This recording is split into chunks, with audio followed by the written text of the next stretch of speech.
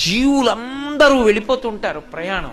చిన్న చిన్న చిన్న చిన్న దివ్యల్లాగా చిన్న చిన్న దీపాలు వెలిగినట్టు వెలుగుతూ వెళ్ళిపోతుంటారు. అందరూ కాలంలో ఎలా వెళ్ళిపోతూ ఉంటారంటే ఈ కాలం నడుస్తుంటే, అందుకే పోతన గారు భాగవతంలో అంటారు కాలంబు గతి అంటారు, పరమేశ్వరుడి నడక. అందులో వెళ్ళిపోతూ ఈ జీవులన్నీ దీపాలు, కొన్ని కోట్ల దీపాలు వెళ్ళినట్టు వెళ్ళిపోతుంటారు. ఇవన్నీ ఎటు పెడతాయంటే అన్ని దక్షిణానికి వెళ్ళిపోతాయి, అన్ని దక్షిణ దిక్కు పెడతాయి.